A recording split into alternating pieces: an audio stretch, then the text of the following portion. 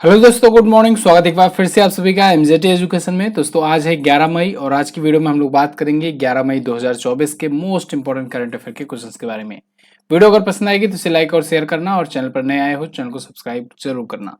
शुरुआत करेंगे कल के रिविजन से, फिर आज की करंट अफेयर की तरफ बढ़ेंगे।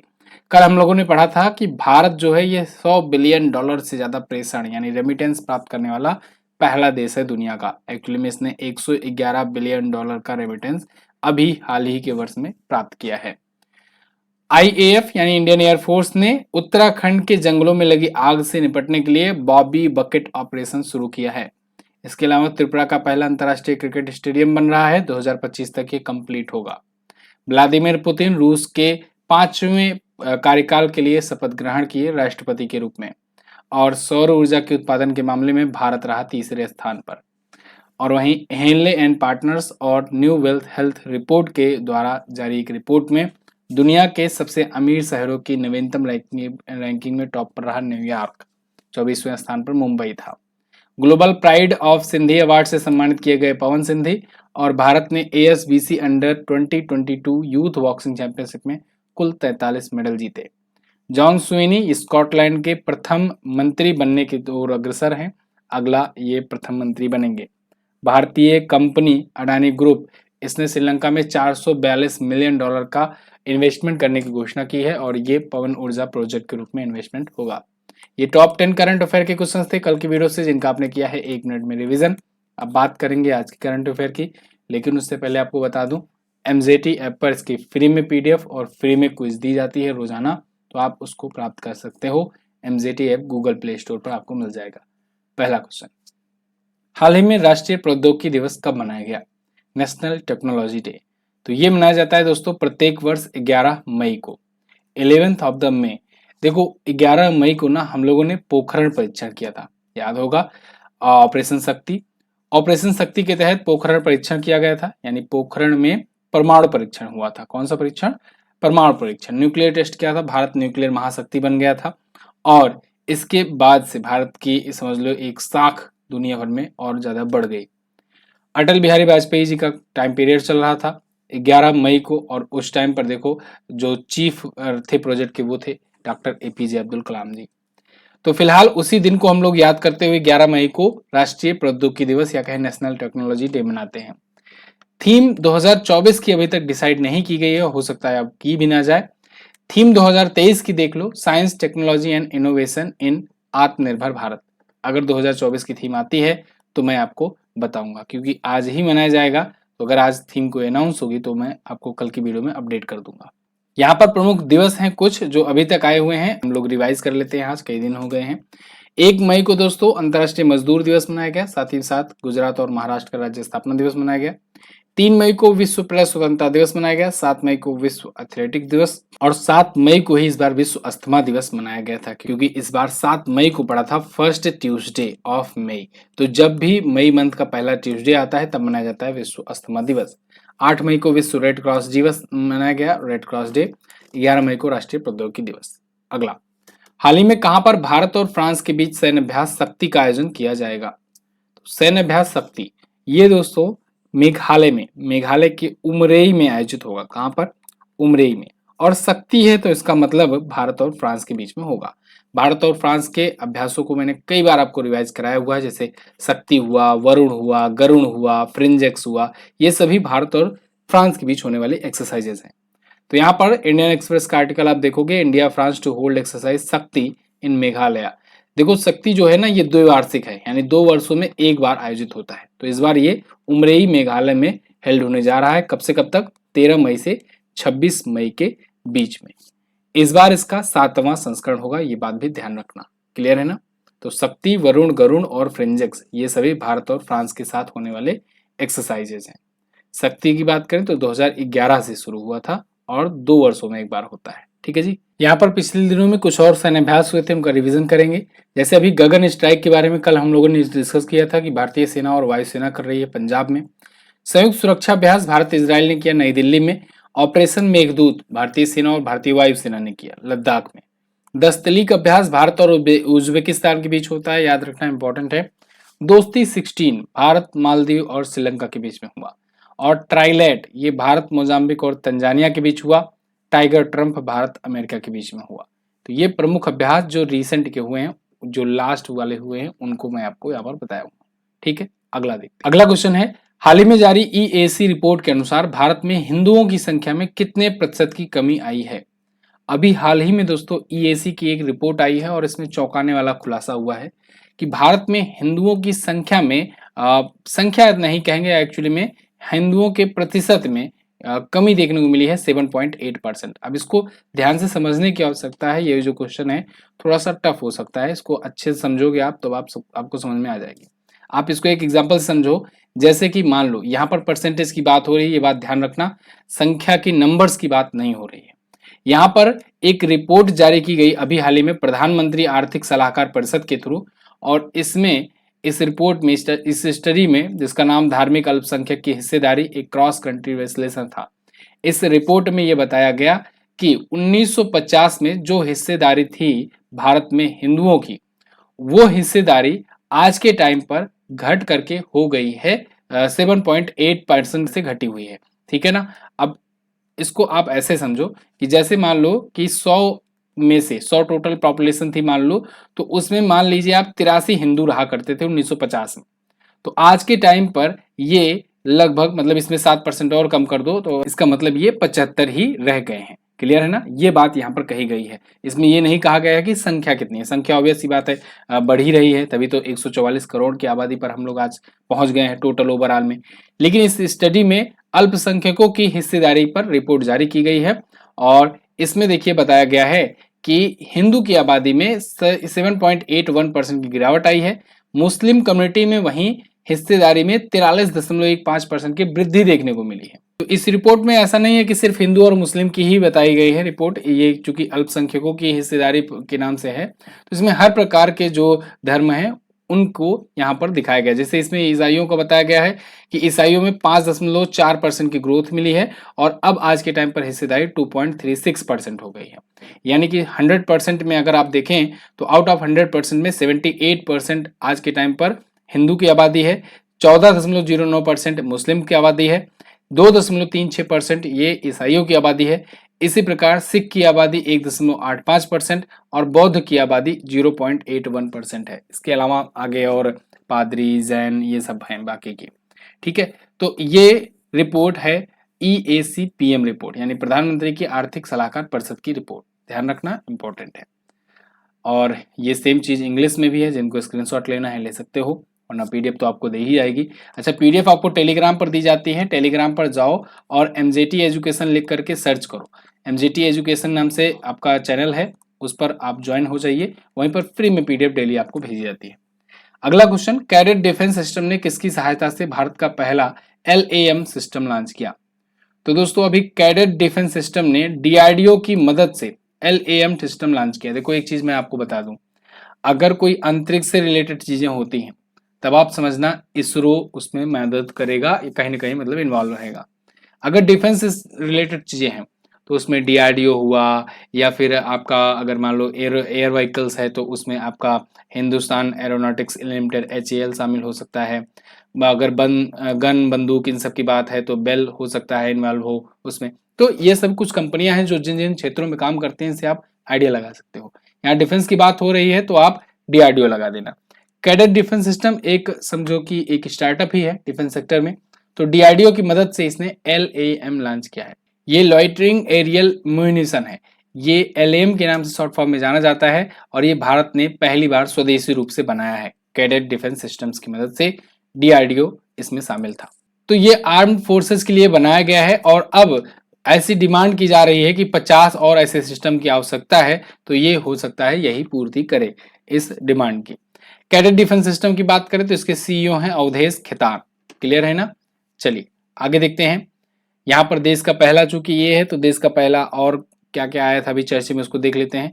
भारत का भी स्वदेशी पहला बॉम्बर UAV लॉन्च किया गया, बेंगलुरु में लॉन्च किया गया। ये बॉम्बर UAV मैंने आपको बताया था अनमैन्ड एयर व्हीकल के बारे में। भारत का पहला त्रिसेवा सामान्य रक्षा स्टेशन मुंबई में। अंडमान निकोबार में ऐसा एक और है, लेकिन मुंबई में भी एक खोला जा रहा है, ये त्रिसेवा सामान्य रक्षा स्टेशन। वहीं भारत का पहला आयुर्वेदिक कैफे दिल्ली में खोला जाएगा। भारत का पहला सरकारी स्वामित्व वाला ओटीटी प्लेटफॉर्म केरल शुरू किया है। केरल ने ही खुद की इंटरनेट सेवा शुरू की है और खुद की समझ लो टैक्सी सेवा शुरू की है, जैसे ओला उबर वगैरह होते हैं। भारत का पहला पूर्ण बालिका सैनिक स्कूल वृंदावन में खोला गया है। भारत का पहला पनडुब्बी पर्यटन गुजरात में और देश का पहला एआई शहर लखनऊ में बनाया जा रहा है। क्लियर। अगला है, हाल ही में किस राज्य सरकार ने पिरूल लाओ पैसे पाओ अभियान शुरू किया? तो पिरूल लाओ पैसे पाओ अभियान शुरू किया है दोस्तों उत्तराखंड राज्य सरकार ने। यहाँ पर आपको पुष्कर सिंह धामी दिख जाएंगे जो कि सीएम है। ये खुद पिरूल को यहाँ पर कलेक्ट कर रहे हैं एक संदेश देने के लिए। ऑब्वियसली यहाँ पर पहले बिछाई गई हुई उसके बाद बटोर रहे होंगे, लेकिन ये एक प्रकार से एक मैसेज होता है कि हाँ इस चीज को कैंपेन किया जा रहा है। तो ये पिरूल है क्या? देखो उत्तराखंड में अभी जंगल की आग लगी है, मैंने आपको वही शुरुआत में भी बताया, और इंडियन एयरफोर्स ने इसके लिए बॉबी बकेट अभियान शुरू किया हुआ है जिससे इस पर काबू पाया जा सके। लेकिन इसमें सबसे बड़ा कारण क्या होता है? कारण ये होता है यहाँ पर पिरूल, पिरूल या पराली कहो या स्थानीय भाषाओं में अलग अलग नाम से जाना जाता है, देवदार के पत्ते हुए, चैता हुए जिन्हें वहां पर कहते हैं चैता, ये सभी जो होते हैं ये बहुत ज्यादा ज्वलनशील होते हैं और इसमें अगर एक बार आग पकड़ लेती है ना तो काबू पाना बड़ा मुश्किल हो जाता है। जंगल में आग फैलने लगती है और जंगल अगर नुकसान पहुंचेगा तो आप जानते हो बहुत सारे नुकसान होते हैं। तो ऐसे आग के जोखिम ना हो तो ऐसे पिरूल जो हैं इनको इकट्ठा कर करके इनको तौल के हिसाब से बेचा जाएगा अगर वहां के ग्रामीणों या युवाओं के द्वारा, तो ये 50 रुपए का भुगतान पाएंगे पर केजी के हिसाब से। ठीक है ना? तो अब समझ लो जैसे पकौड़ा तलने वाला एक रोजगार है, वैसे यहाँ पर भी एक रोजगार के अवसर दे रहे हैं ये। ठीक है, मजाक की बात है, लेकिन ये फिलहाल रुद्रप्रयाग जिले में शुरू किया जा रहा है। मुख्यमंत्री पुष्कर सिंह धामी जो हैं 8 मई को इसे शुरू किए हुए हैं। ठीक है, पिरूल लाओ पैसे पाओ अभियान। अगला, यहाँ पर उत्तराखंड आप देख लीजिए, उत्तराखंड के बारे में कल भी हम लोगों ने डिस्कस किया था, तो आज हम लोग आगे बढ़ेंगे। हाल ही में अमेरिका और ब्राजील के बाद 10 लाख उबर ड्राइवर की उपलब्धि हासिल करने वाला तीसरा देश कौन बना? तो अमेरिका और ब्राजील के बाद भारत बन गया है तीसरा ऐसा देश जहां पर 10 लाख उबर ड्राइवर हैं। उबर आप जानते हो, उबर कंपनी, ओला उबर समझे हो, सुने हुए हो आप, इसके अलावा रैपिडो भी है। तो उबर जो है उससे, उबर टैक्सी से जो ड्राइवर्स जुड़े हैं उनकी संख्या अब 10 लाख यानी कि 1 मिलियन क्रॉस कर गई है। ठीक है ना? तो भारत में ऐसा, भारत बन गया है तीसरा देश दुनिया का जो इस कंपनी के अपने देश में 10 लाख ड्राइवर्स है। इस रिपोर्ट में यह भी बताया गया है कि 31 मार्च 2024 को इसने पूरा ग्लोबली जो रेवेन्यू जनरेट किया है उस वो पिछले वर्ष की तुलना में 15% ज्यादा है। इनका टोटल रेवेन्यू 10.13 बिलियन डॉलर तक पहुंच गया है। उबर के सीईओ की बात करें वैसे तो दारा खोसरो शाही हैं, दारा खोसरो शाही। ठीक है ना? अगला, यूनाइटेड वर्ल्ड रेसलिंग ने किस भारतीय पहलवान को 31 दिसंबर 2024 तक निलंबित कर दिया है? तो दोस्तों अभी हाल ही में यूनाइटेड वर्ल्ड रेसलिंग के द्वारा एक बड़ा डिसीजन लिया गया। 31 दिसंबर 2024 तक भारत के स्टार पहलवान रहे बजरंग पूनिया को निलंबित कर दिया गया है, या कहें कि एक प्रकार से सस्पेंड कर दिया गया है। ऐसा क्यों किया गया है? एक्चुअली में बजरंग पूनिया जो है अपने सैंपल्स नहीं दे रहे थे। आपको मैंने कई बार बताया है नाडा के बारे में और वाडा के बारे में। नाडा जो होती है ये नेशनल एंटी डोपिंग एजेंसी होती है और वाडा जो होती है ये वर्ल्ड एंटी डोपिंग एजेंसी होती है। अभी एक रिपोर्ट भी आई थी कि भारत में जो डोपिंग विरोधी नियमों को लेकर के एक रैंकिंग जारी की गई थी। भारत जो है सबसे खराब देशों में टॉप पर था, मतलब कि सबसे ज्यादा डोपिंग के मामले भारत में पाए जाते हैं। वाडा के द्वारा वो जारी किया गया था। तो वो नाडा बेसिकली देश भर में चेक करता है कि कौन कौन है जो एंटी डोपिंग नियमों का पालन कर रहे हैं अच्छे से, और कौन कौन डोपिंग का उल्लंघन कर रहे हैं, डोपिंग यूज कर रहे हैं। जिससे डोपिंग क्या होता है इसको आप आसान भाषा में समझो कि जब कोई खिलाड़ी अपनी परफॉर्मेंस को बूस्ट करने के लिए कोई ऐसे केमिकल्स, कोई दवाइयां, कोई इंजेक्शंस यूज करता है जिससे उनका परफॉर्मेंस बढ़ जाता है खेलों में, तो उनको कहते हैं डोपिंग। ठीक है ना? तो यहाँ पर नाडा जो एजेंसी है वो यही चेक करती है कि सब लोग फेयर तरीके से इन्वॉल्व हो रहे हैं कि नहीं। उसके लिए सैंपल्स लिए जाते हैं जब कोई बड़ा टूर्नामेंट होने वाला होता है। तो ये बजरंग पूनिया यहाँ पर सैंपल देने से इनकार कर दिए थे, तो सैंपल्स नहीं दिए, इनका नमूना नहीं कलेक्ट हो पाया 23 अप्रैल 2024 तक। तो इसीलिए अस्थायी रूप से इनको यूनाइटेड वर्ल्ड रेसलिंग ने निलंबित कर दिया है। क्लियर है ना? 10 मार्च 2024 को सोनीपत हरियाणा में एक ट्रायल चयन चला गया था, उसमें बजरंग पूनिया ने अपना नमूना नहीं दिया था, देने से इनकार कर दिया था।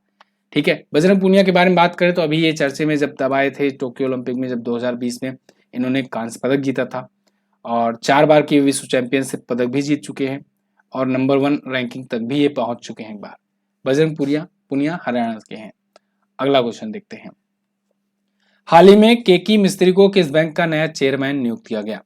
तो केकी मिस्त्री जो हैं ये एचडीएफसी लाइफ के चुने गए हैं चेयरमैन। ये पूरी तरह बैंक नहीं है कह सकते हैं, एचडीएफसी बैंक की ही सब्सिडरी है, ये इंश्योरेंस वगैरह देखती है। तो एचडीएफसी लाइफ के ये नए चेयरमैन नियुक्त किए गए हैं केके मिस्त्री।